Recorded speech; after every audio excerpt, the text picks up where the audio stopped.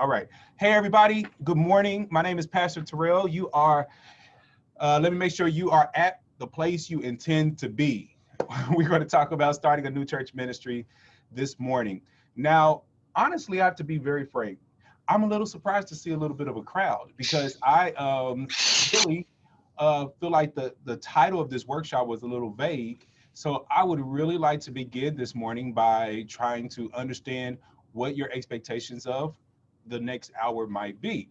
Let me start by introducing myself, not assuming that everybody knows who I am and what I do, but my name is Terell McTyer. I am your Minister of New Church Strategies. I work through New Church Ministry, which is affiliated with DCEF, Disciples Church Extension Fund, the building and loan and investment people that keep us nice and secure and having a good future and a good present. My whole job is basically to help us to grow as a denomination and in the kingdom of God, and to make sure that we are continuing our mission to make disciples, specifically through starting new churches and helping our regions to build their new churches, their beautiful new collectives like that of Jennifer's. If you haven't had a chance to visit her church, go tomorrow. Let's see. I would like to now know who is in the room. So let's do it this way. I'll call your name. You'll share with me who you are, your context, your ministry context, and what is your expectation for this next hour. My man, Joe, why don't you start us off, please? Joe Long from the Unity Christian Church in Fort Myers, Florida.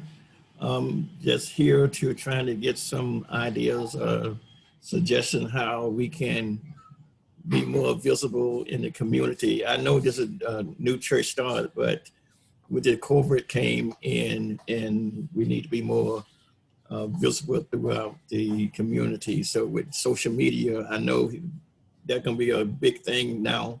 So we need more in depth in that particular area. All right. Thank you so much. Carlos. Hello, everybody. God bless you. Hi. I am Carlos. I'm from Orlando, and I'm coming from a unique context in the sense that the church that I serve as associate pastor for the last 5 years, is closing. So this is new beginnings, in other ways, for me. And basically, I'm coming not in the idea that I'm going to plan a new church necessarily, but of basically knowing a little bit more about that and about new processes and new beginnings, if we could put it that way. Got you. Is your church is ending? Are you on a discernment path about your personal direction after this assignment? Yes. And of course, there's going to be conversations with the region, and Bessie will be involved in all of that. But absolutely, there will be a discernment process. Yes. Okay. All right. Thank you so much, Carlos, Pastor. Yeah. Melissa, I would like for you to introduce yourself. Tell us a little bit about your context and what your expectation is for this time together. I'm Melissa Sparks. I'm from Palm Lake Christian Church, and we're just in a new time and a new way to do ministry. So I'm anxious to hear and see what other people are doing. We've been outside for months, and it has been extremely successful and rewarding. Never thought it would happen, never thought it would work, and I know God is leading us. Fantastic. What would you like to learn today? Is there something just like that you're super curious about in your transformation process?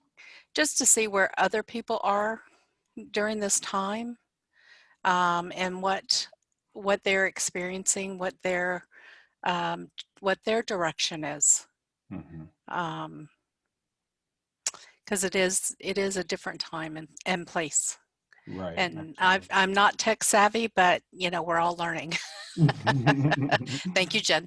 That's right. All right. And Melissa, your turn. That's what I was like, which Melissa? You know which Melissa. So of course my dogs are going to pick right now to bark, but so my name is Melissa. I am the associate at a drive-in Christian church in Daytona Beach. We have been worshiping outdoors since 1953, and have continued to do so through COVID. I don't know much about New Church Ministry because I have been in an established ministry for 18 years. So I'm interested to kind of learn about this fraction of the general church ministries, but also as we think about what God is calling us to do within our ministry, as we think about new potential ministry opportunities, just kind of hear, what kind of resources might be available for things like that, for starting new ministries within already existing ministries. Okay, thank you so much. Oh my God. The other day in my memories, like Facebook and Google Photos will send you memories. My memory of attending your church came up. And it was me That's and my awesome. me and my partner and Terry and her partner. 2 years ago. Yes. Yes. Yeah, we were all there. And Walter and I both have Walter's doing music now, Terry's partner, and I have a background in music. So we were so excited to be able to go up and you guys place and see how you had the whole thing, and we sat there and played the piano for a little bit. Everything was great. Fantastic. So miss that experience and not being able to actually come to Florida for the regional assembly, but this is Right. worked out just fine. Mary, we'd love to hear your voice, beloved. We would like to know your name, your context, and maybe your expectation for our time together today. Yes, my name is Mary Franklin. I am a member of Unity Christian Church in Fort Myers, Florida. And I love ministries. I love outreach ministries. In fact, I started doing it a long, long time ago. So I would like to know how to do a proposal or suggest ideas, because sometimes people are not used to new ideas and how to go about it. All right, fantastic. Thank you so much. You're welcome. My Greek sister, is that your Zeta stuff on the background? Yes, it is. I wonder which frat I'm in. But you know what I'm talking about now. Yes, ma'am, I do. All right. Well, there's a couple more people here. My friend Andy is here, and I'd love for each of you, Andy and Donna and Dolores, if you have the opportunity to unmute yourselves and share who you are, what your context is, and what your expectation is for the hour, I'd appreciate it. Andy, if you're listening, I'd like for you to go first, please. I don't know if you were saying to go first, but I'm here, not in Florida actually, but I have a great friend who is down there near Jacksonville, and we're kind of brainstorming the idea of like, oh, is it possible to do one new church plant and have two locations, both Florida and New York? And actually Brent just joined. Holy cow, this is a good timing. So maybe I will be quiet and just pass the mic to Brent. But I actually had a great time attending the New Church Summit, and I feel like, right, it was very good. And so I'm just gonna be quiet and let the pros talk about this. All right, so what Andy is speaking of, Andy and Jennifer and about 100 other of us across the denomination spent some time together last month. Wait, no, this is October. In August, coming together as a denomination to talk about how to do New Church into our future. It was a fantastic event. And so that's what he's reflecting upon. Brent, he spoke you up, sir. He was saying you guys are thinking about doing some radical things and wanted you to unmute yourself, introduce yourself, and tell a little bit about your expectation for this hour together. I can do the beginning part. I don't know about the other. I go into life with no expectations. That way I'm thrilled when the expectations are greater than what I bring to it. Sounds like a plan. I'm Brent. Done different things in the church and went to school with Andy. 20 some years ago now. And I think he's been after me for 20 years to do some ministry together. So we'll see if he hooks me in or not, but I appreciate your energy, and I'm just going to sit back and listen and see what's going on. We're in different areas of the country, so our whole drive here at the beginning was, can two people do ministry that don't live anywhere near each other? How would that work? I'm gonna leave it to you. And one thing I will say, just to add on, because an idea which I think is a good idea, so I'll share it. I mean, how about, we're here in Brooklyn with like a I don't know what you call it, like, but we have a screen up in like, the garden or the bar or wherever we end up being. And Brent's over in Florida has, the Zoom thing on, has the screen up there. And we can have both whatever in-person conversations. And then we can kind of reach out and say, hey, what do the folks in Jacksonville think about that? So it's kind of like this, I don't know if it's like a televised thing or whatever. Basically, you put up a big screen wherever the meeting is, and then all the people in New York are transported, to Florida and vice versa. But anyway, I'll let you guys talk. But like I said, the summit was great and encouraging. And I think Brent is maybe after 20 years finally getting fired up, because he's firing me up. Good. Sometimes it takes a while. Okay, who has not yet spoken? Donna, can we hear from you, please?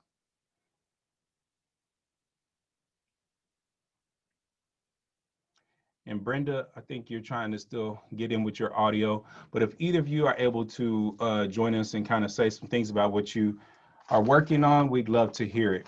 All right, let's get started. All right, here's the challenge we are facing. We have 45 more minutes together, and every single one of you came with different expectations. So I'm sitting here kind of like in quick discernment, trying to figure out how I'll tackle all of this. I'm sorry, Jennifer, I did not give you a chance to introduce yourself. Please do. Not everyone knows who you are, and maybe if I know you're here trying to, do the whole tech thing, but that doesn't mean you don't come with expectations. So we love to hear those. Hello, everybody. Those that don't know me, I'm Pastor Jen Moreno, and I have established a church called Kesh Oved Faith Ministries. We are an online, buildingless, borderless congregation located here in Riverview, Florida. We have a collective that is from across the country. My associate pastor back here, Yoshi Pepper Moreno, likes to be very vocal and likes to make sure that we're all fired up all the time. But my expectations is just being able to come together as a collective, knowing that we are all on the same page and the same team, no matter what our visions are. We're all trying to use technology, and technology is the key to successful ministry for our future. All right, thank you.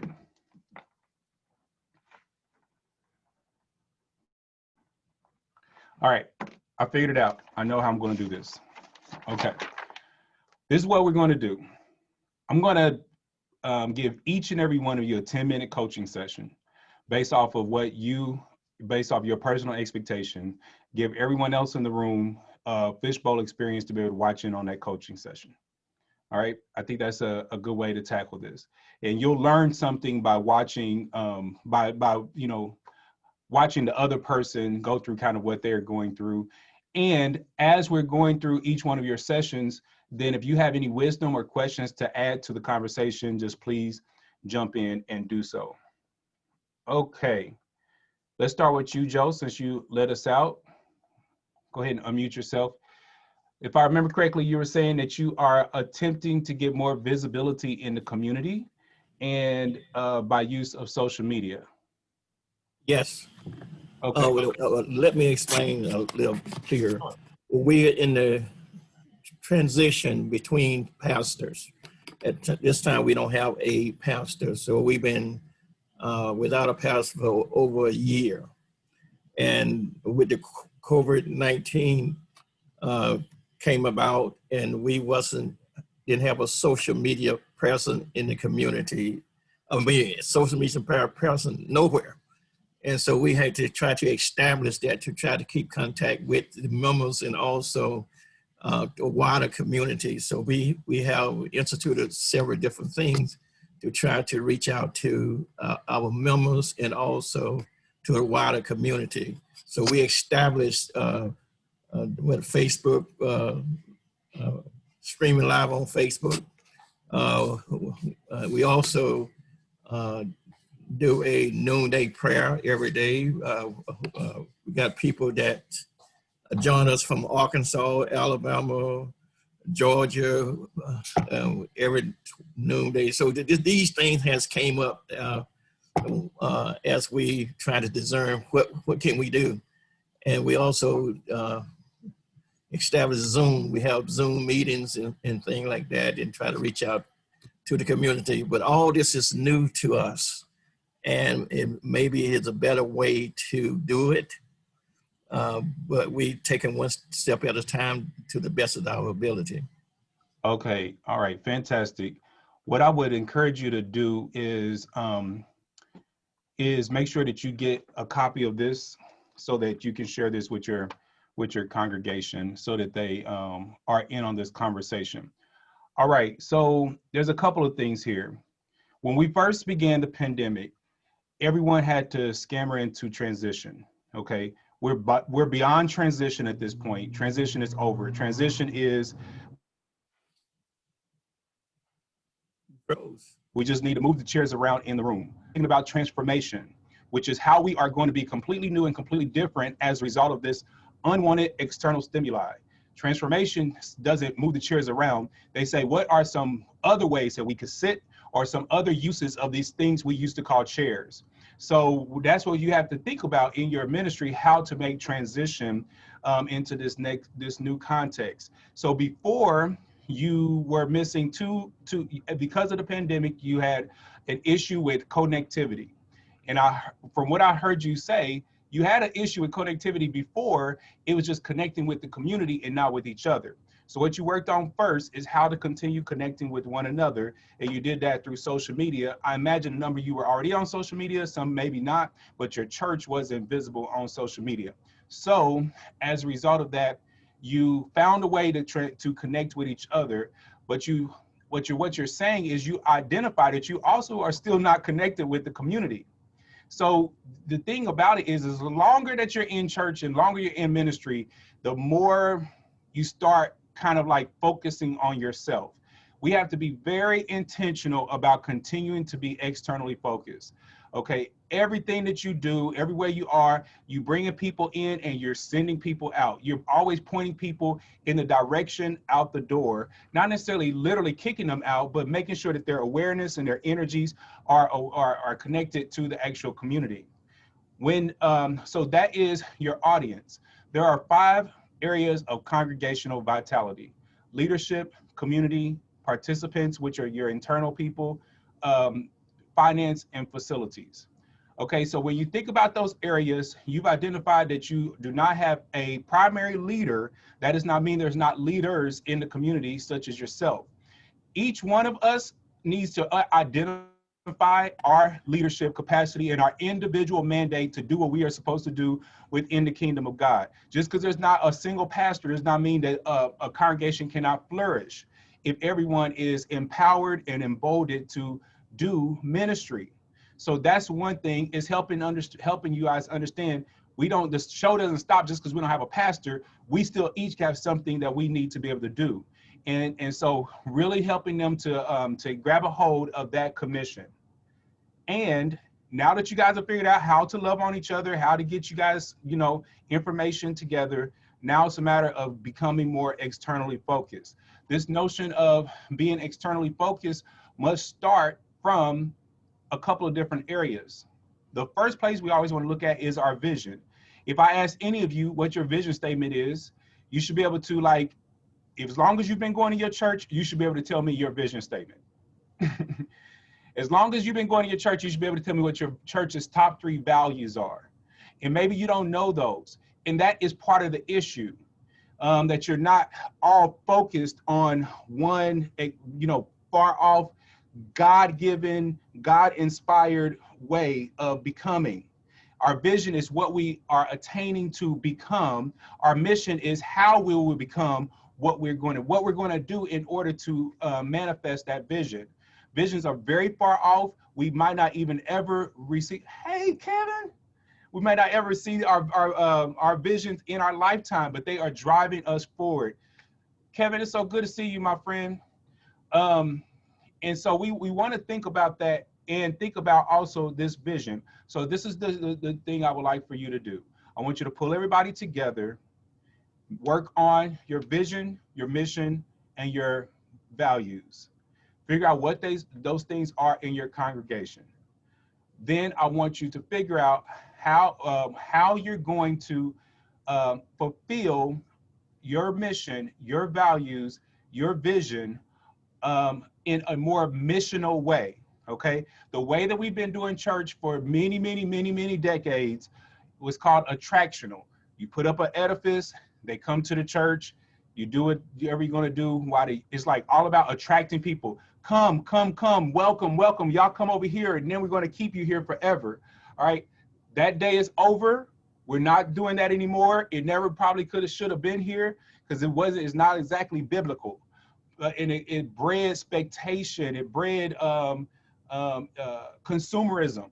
And we're already very much involved in that. So really what we have to do when we have these online ministries is be very careful of not just furthering the perpetuation of spectatorship. We're not setting up a production for someone to just jump into online. All right, so if you're just like doing church, but throwing up a camera so people can look into your church, that's not, beloved, what God would have for you to do in this season. You have to go to the next step of figuring out how you further connect with your audience, how you further breed more community as a result of this one way of expression. It's about multiple lines of communication and figuring out how your audience communicates. All right, so you're going to gather together your community, your congregation. You're going to work on your vision, your mission, and your values. You're going to take those values and you're going to figure out how to make those more missional, which says whatever we need to do, we're not going to be like, let's say you value love, which I think is a great value. All right, if you value love, it's not about, oh, we love each other. We come together and we eat cake and donuts and juice and we have a good time together and our fellowship. We're very lively during the fellowship hall hour, but we don't say a word during the church service, okay? Yeah, you got loving each other down, and that's not good enough. Now, how do we love the community? How do we demonstrate the love to the community? If we ask the community who is in that church and is this a loving church, what would they say about us? That's your brand. You know, social media is a marketing tool, a communication tool. So your reputation is going to, so if you put up these values and you say, hey, we value love, and then people don't know who you are, you haven't been showing love to the community, then that is a issue of integrity. So we have to not only, have these values, but live out these values and live them out in a very practical, missional way. So immediately, no excuse about not having a pastor. Whatever committee is going to get that person is going to work on that. Every person, every single individual in that congregation, from the youngest to the oldest, if they are still living, has a requirement to fulfill the Great Commission, which has two parts to it: go and make. Those are both action words, which means if there's no movement, there's sin. And if there's no making, there is sin. And that's when there's opportunity for people to come in and gossip and eat of each other and be incestual and do all these things that are hurting the survival of it because you're not focused on going and making. And you want to do those through your core values. Good? Okay, I'll agree. All right. I'm to be argued with now, so we're good. Anybody else have any wisdom to add to that? All right, and then your social media matches that, okay? Social media is just a tool. You know, the number of reasons, like churches do social media so wrong. We are doing social media absolutely incorrectly a lot of times. It's not about just posting a whole bunch of scriptures and things like that and just getting that's not what we do. You have two different type of, as a business, which Facebook treats you like a business as a church. There's two different ways that you want to use social media, specifically Facebook, because primarily your audience, if they're in your age range, are going to be on Facebook. Okay, so you'll start a group and a fan page. Your church is probably already on the fan page. Your fan page is where you connect with the community, the external people, the part of your city, of your parish. Your group is where you guys meet with one another. So if you start a group specifically for your church, then you guys can do your announcements in there and talk about what you want to do and like this whole project and all this. You do all of that in your group and you make that, you know, available. But then that fan page is where you want to get out, like, here's what we're preaching about, here's what we're thinking about, how can we learn more about the community, here's what we're doing, all those things, and inviting people to participate. The number one reason why Christians are not using social media properly when they come to actually doing it as a marketing tool to engage the community is that you guys don't want to be friends with the unfriendly. You guys don't want to become friends with the people who are outside of your family. You don't want to be friends with the rude and the unholy, or the people who are saying bad. Like, this is evangelism, people, which means you're trying to connect Jesus to people who do not already exhibit a relationship with Jesus, which means just staying within your family circle or the only people who you know is not going to work. You're just like continuing to spread the message through the channel, through the people who already got it. There's no, what do we gain by just continuing to preach to more Christians? So you have to be able to step out in a way that that gets that message out to people who are not already Christian, which means all those people who are requesting your friendship, or you have to go out and request the friendship of people who may not already be like you, and then take the bold step to be very frank about proclaiming the word in the midst of that audience. All right, let's go thank you. next, please. You're welcome. Carlos. Yes. In Atlanta, your church is closing. Orlando. Orlando, I'm sorry. Yeah. And okay, so you have a couple of things going on here at the same time. The church is closing. What is the church's legacy? What have they identified as their legacy?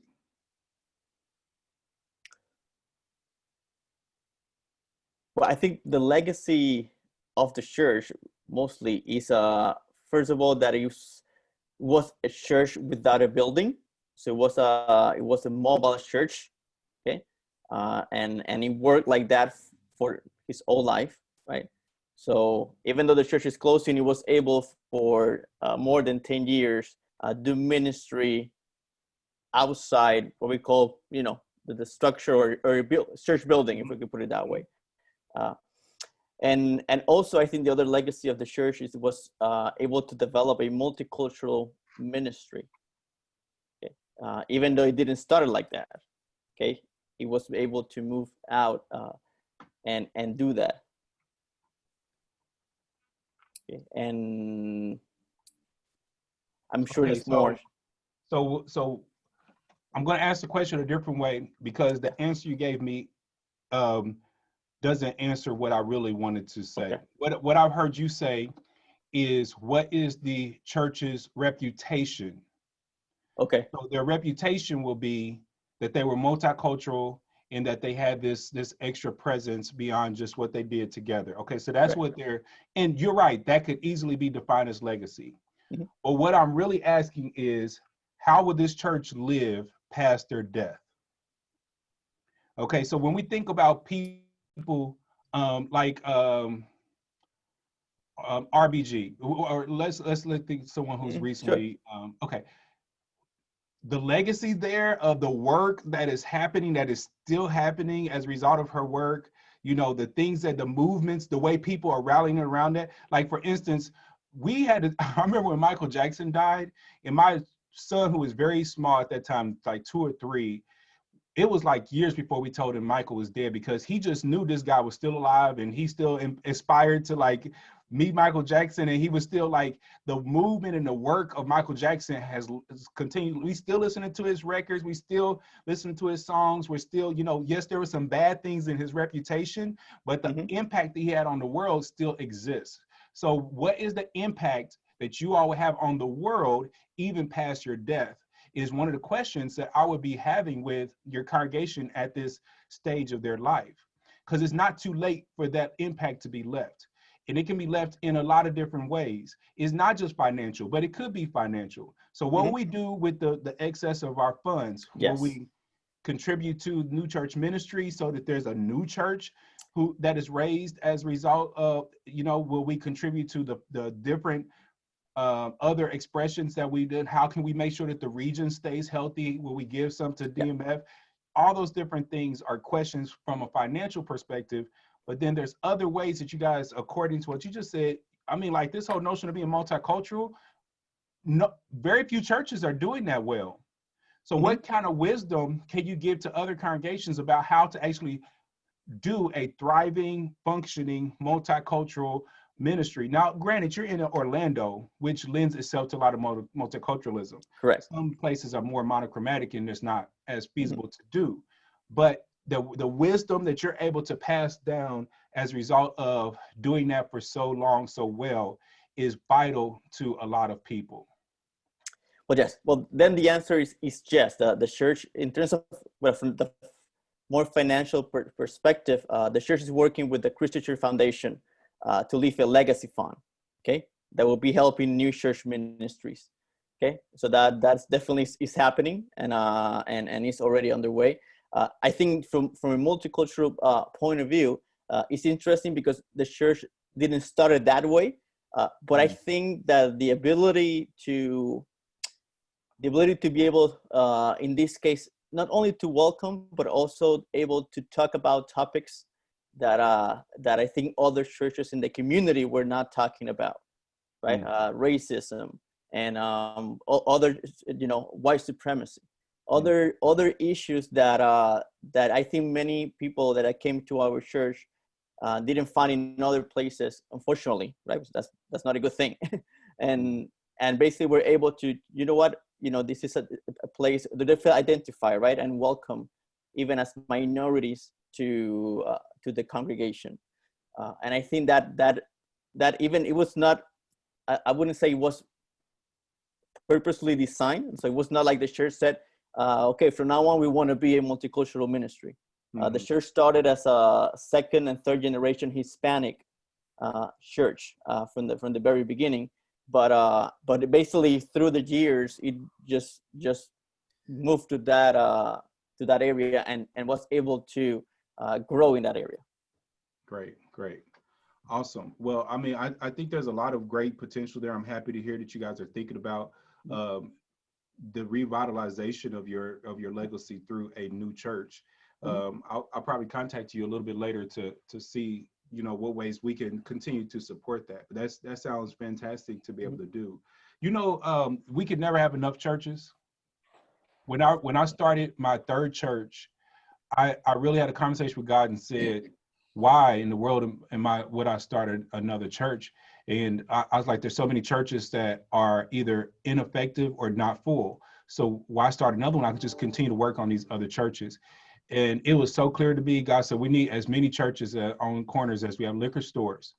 There's enough ministry needed to where we can have a church on every single corner, and we still would need more churches. So we had to have more churches. And so being able to figure out ways in which we multiply is super, super important. So that is how you will drive your collective forward. You guys kind of have all that plan already worked. Now your personal discernment, without having any awareness of how you're kind of going through discernment right now within yourself, I will say a couple of things to consider. It really, of course, starts with prayer. And I don't mean that clichely, like I imagine you're already deeply in prayer.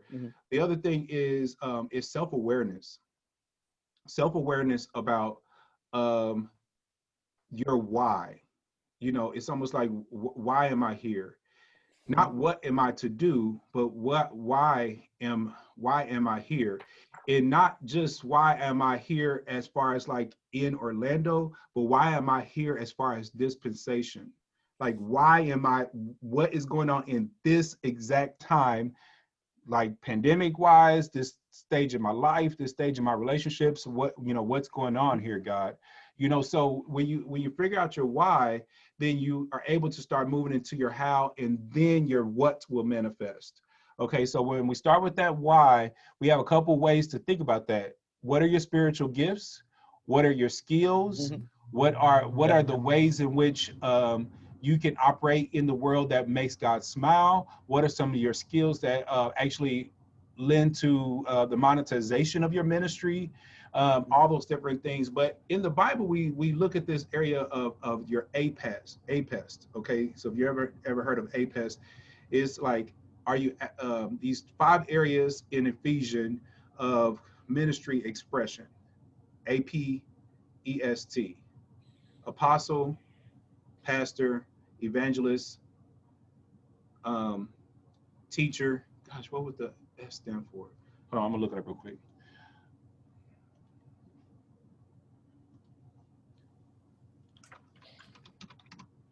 And you can do a APEST tester all over the internet. But when we look at doing a test based in these shepherd, so that's the one that's the shepherd. The P actually stands for prophet.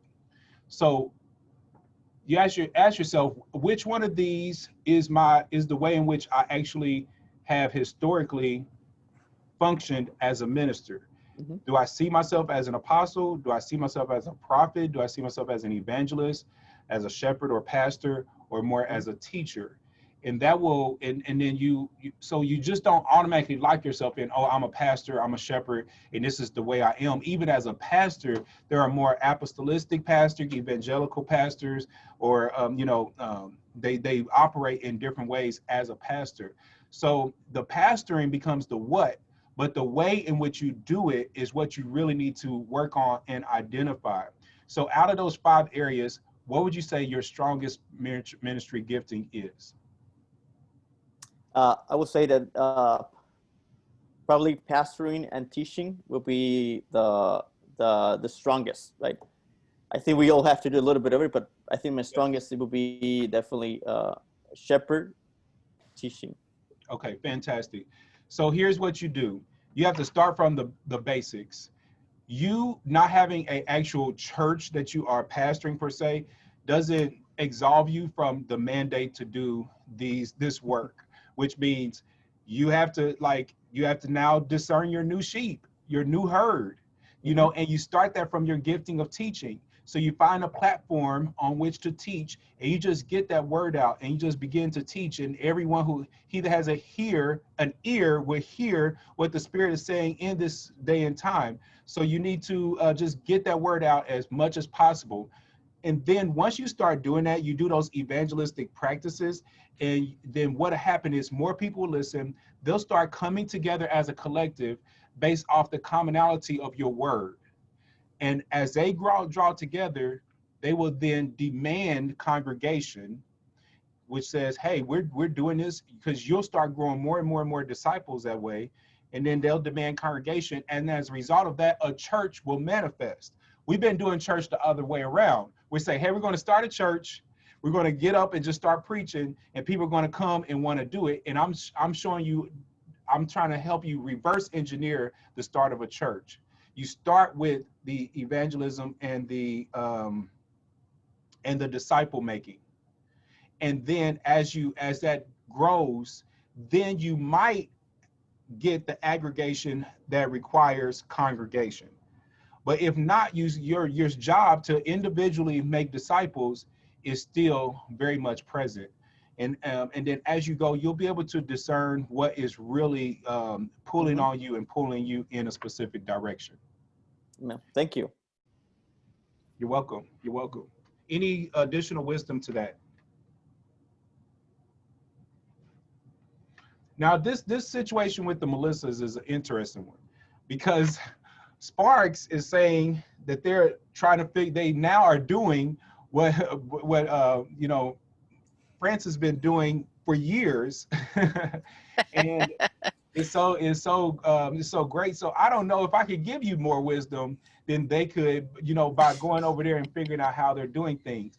but they are doing outdoor ministry in a unique way that's worked for them for many, many years. And so it's not really about trying to copy what has happened in with the drive-in church, because they are facilitating that in a very specific way. So but you are in Florida, which means you do have more outdoor opportunities than normal people in the rest of the world. So how do we monopolize that that opportunity to have outdoor ministry?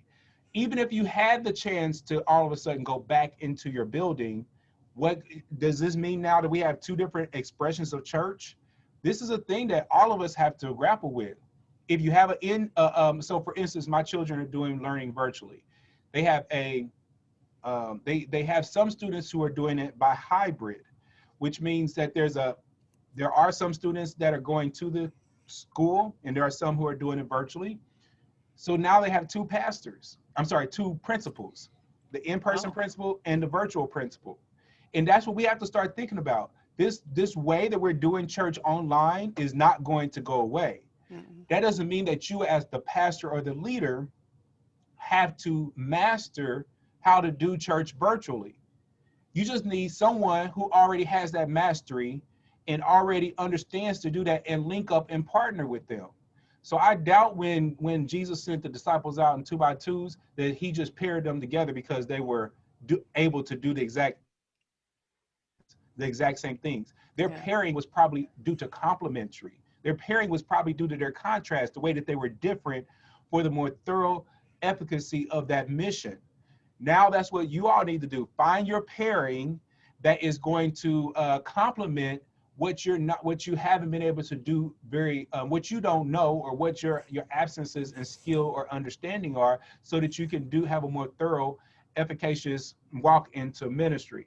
If you guys are trying to do outside ministry, my biggest advice is to go in and do some internships, some type of mentoring or apprenticeship under your current I don't know how far you are geographically, but Across the state. Yeah, none of that matters anymore. She could be across the world at this point, because I'm all the way in Kansas City, Missouri, and like I'm able to mentor you now, so you can still build up those mentorships. And this is what I want you to do. I want you to think of this as an experiment. Everyone has to start being more open to the ethos of experimentation. And in experimentation, there are 3 parts. There's research, ideation, actuation. Okay, so first we have to build up the right data and understanding of what this means. You say, hey, I have an idea, I have a hypothesis, I have something that I would like to try. You don't just start by trying, you start by researching the data, what will it take, what do we need to do, what do we not have, who can we talk to, who are our mentors, is this something the community even wants, is this something that we have the manpower to manifest?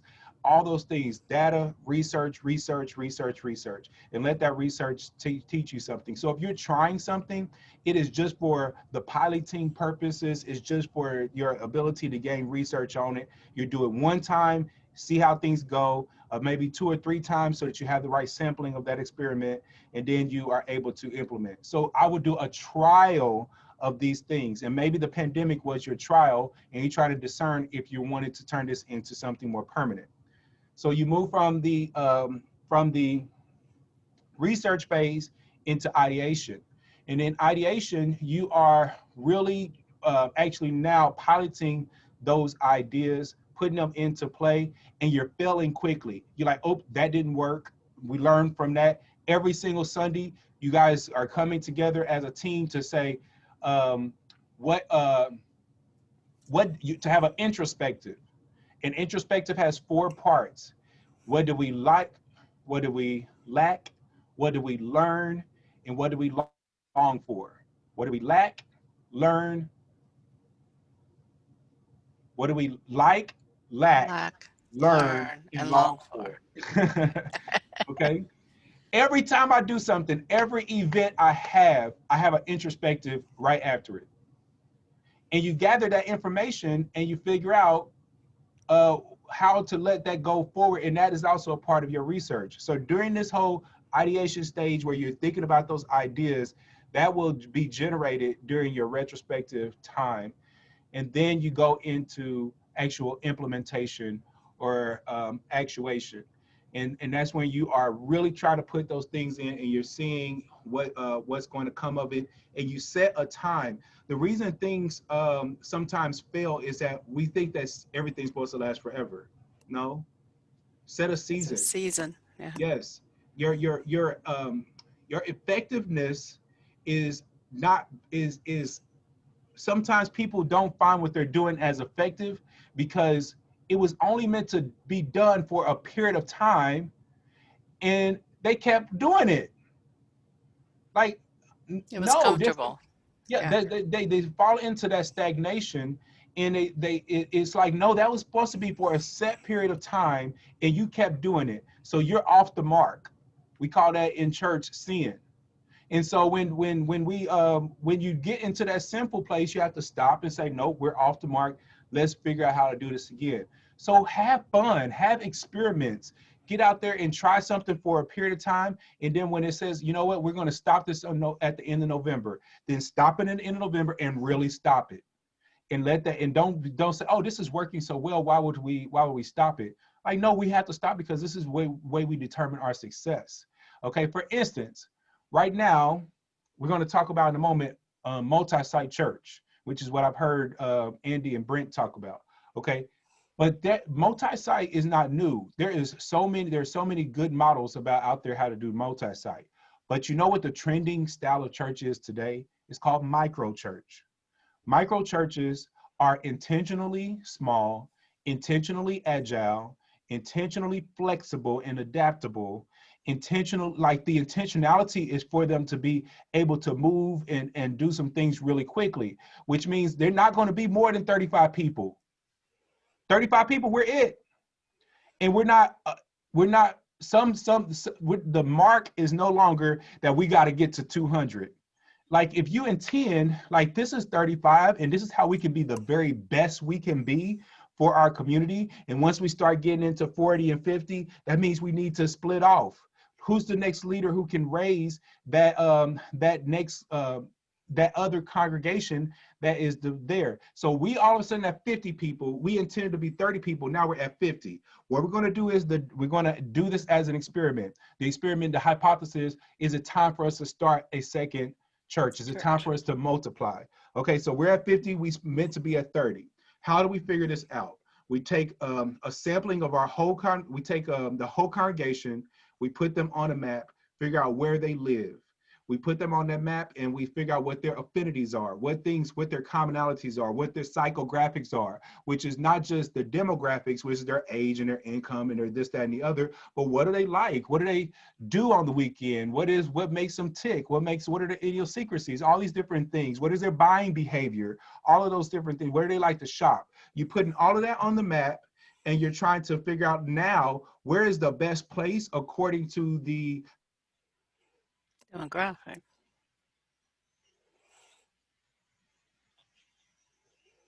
You're frozen up, honey. He'll come back. He always does. Of these qualities for us to actually go in and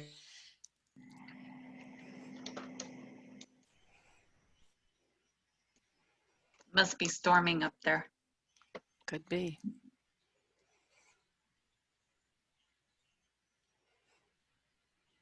Terrell, you're froze. He's frozen that pondering state of mind. He's on it. He'll be back. He's coming. There he is. So sorry. I don't know where I left off. I was saying, I think I have the software for us to be able to do this very easily. So I know that sounded like a lot of hard work. It is not. You just contact my office. We can plug in those numbers and figure all that out for you if you just give us your congregation list. But this time for manifestations for multiplication is now. And we are in a period of time where it's so much easier to just try stuff. And if it doesn't work, be like, we blame it on COVID-19, you know? And move forward. Yes, exactly. But now is a time to try. Try everything you ever imagined. All the impossible. Get with your congregation this weekend and create a list of the impossible. Say, what's impossible for us to do? Let's put all of that up on the board. You know, if you're building your budget, then you want to, and you're planning for 2021, be like, this is going to be 2020 was the year of the unprecedented. 2021 is going to be the year of the impossible. We're going to do everything that we didn't think was possible. Because 2020 showed us we can do anything. God has kicked us. He's opened the door wide.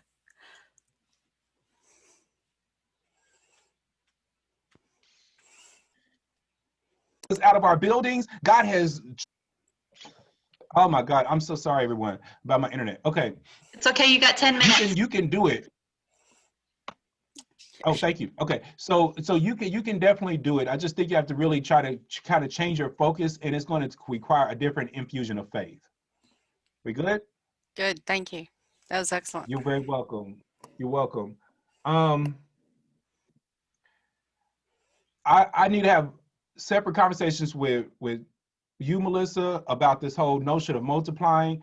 I think that there are so many places where we could very easily replicate the model of the drive-in church. And it wasn't really so much as replicating the drive-in church. It's more so of expanding community-based mission and ministry. There's a lot of addiction in our community, and we are, we're already open for recovery groups to meet, and in fact never stopped them from meeting through COVID because we felt it was a matter of life and death with people getting to meetings.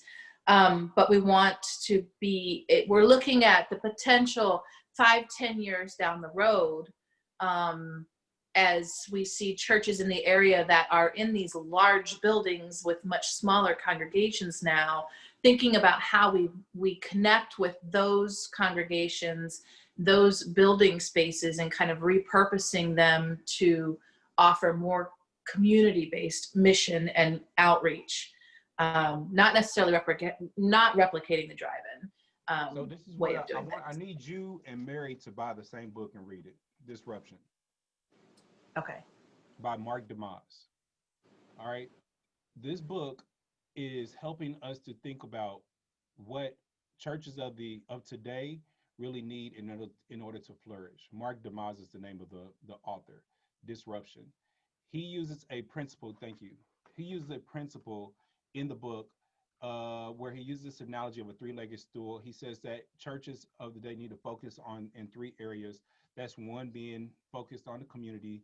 That's secondly, starting a social enterprise, and then secondly, starting a for-profit entity. So in all of those, and also a focus on finance. So when you're doing this, then one of the things where we kind of mess up is in our expectations. Churches often expect that if I just go out and do outreach, then I should be getting more congregation. My congregation should grow as a result of my outreach efforts. And that's that. We think that, and then we tried, and then we get mad when we had this whole big old trunk or treat and none of them showed up at church on Sunday. Because your outreach is very different than it doesn't always necessarily end in people attending your church. Go ahead. Well, and that's, we pre-COVID would have community-based events 10 out of 12 months out of the year. We never go into them with the goal of, yay, we're going to increase attendance, or yay, after trunk or treat, we're going to have 30 new kids in Sunday school.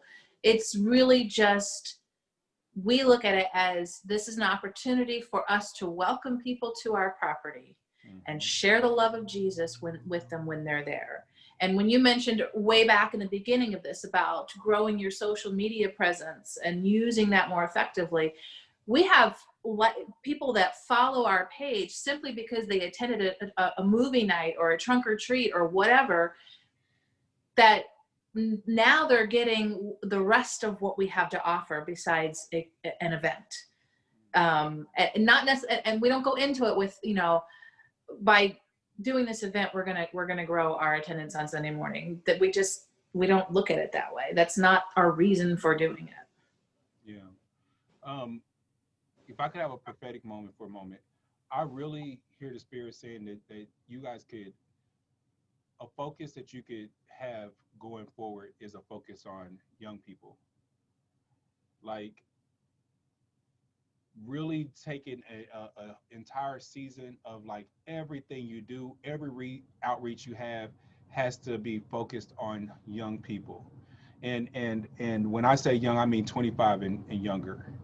And if you kind of like do all your outreach efforts and everything with this mentality that we are a church now living for the current generation, then then what you will end up manifesting is an intergenerational church, a church that has all the different generations at play, all 5 generations at play at one time. And so what that means is that you just don't have like a children's ministry all to the side. It's like children and youth and young adults have an integral part in this whole expression. We all are doing ministry together at the same time. It's not like we wouldn't have a children's ministry any more than we would have a seniors ministry, where we wheel all the seniors over into a corner during church service so they can have their little seniors time. No, we're not going to do that. Everyone has value at every age and stage they are. And so really being able to focus your outreach efforts and your in-reach efforts on children, I think would be a good spiritual move for you guys. And the same thing for you, Mary, like your outreach projects and this whole notion of new ideas. I think I already answered some of that for you, because you guys can do the experiments, you can do the impossible, and getting people like really fixated on getting off the fixation of their survival. If we just surviving, you know, it's like Jesus said he came to not only give us life, but life more abundantly. Okay, so he didn't, like, I can hear Jesus saying, I didn't do all this just for you to survive. I need you to have abundant life, which is a whole nother level of living. So how do you direct people into a life of abundance where we're not based off these whole making decisions out of scarcity? Like, no, we serve the King. We are basing our every action off abundance. And you go all the way back to the first thing I told Joe: get your vision, get your mission statement, get your values, and let every outreach opportunity you begin to be birthed out of those values. 2 minutes. Andy and Brent, Andy, you got my email. Holler at me. Let's set up some time to talk about this whole multi-site thing that you guys have going on. I've seen it being done. I've seen it work. I know it can work. I think there's some technical things that you have to work out, but ultimately it is extremely possible. So I look very much forward to, and then I'm going to sue myself a, Hey guys, on social media, I'm going to post a link to this cat video you're looking at right now. But it's funny because I was trying to, you know, promote music and everything else, but it's this cat video that took off. So you never know what's going to kind of get out there. So I post that for your. Jennifer's like, yeah, the bird. But our responsibility is now to take those viral moments and connect them to community. People still want connection and to understand what their meaningfulness and their worth is. And so that is part of what our job is as churches, is to help people connect to what they are on earth for. And that is super important. newchurchministry.org is where you can find all things New Church Ministry. Another thing is newchurchhacks.com is my webinar series, where you can go to newchurchhacks.com. You can see all of the previous New Church webinars. In a couple of weeks, on October 28th, we're going to do an episode on finances. We did one on technology last week. So you want to get on there and look at that one if you're interested in technology. The one before that was on the Enneagram. I mean, we're just talking about all kind of crazy stuff. So really jump onto newchurchhacks.com. My email address is terrell@newchurchministry.org. And if you want to contact me and continue the conversation, I'd love to. I would love to come to your church or your service or any of that and talk to you more about how to multiply and how to identify individuals in your congregation who are ready to help you work on that multiplying. I love Florida. I thank you for this opportunity to talk to you about starting new churches. And Jennifer, it's all you. Terrell, thank you so much for taking the time out of your busy day and your busy weekend to be here with us. You Thank are you. truly an inspiration and a blessing, and your wisdom is remarkable. I know I learn something from you every single day, and you encourage me to make sure that I'm pushing myself to the limit, that I'm pushing Kesha Ved to the limit, and I truly appreciate you. My pleasure. All right, brothers and sisters, we have a 15-minute break before we come back for the grand shebang of the day, our 4:30 worship session.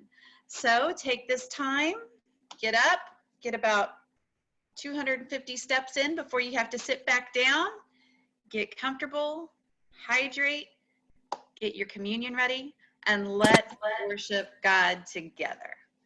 Thank you all. Thanks, Thank you, Terrell. beloved. Have a good one. Bye-bye. Amen. Thank you.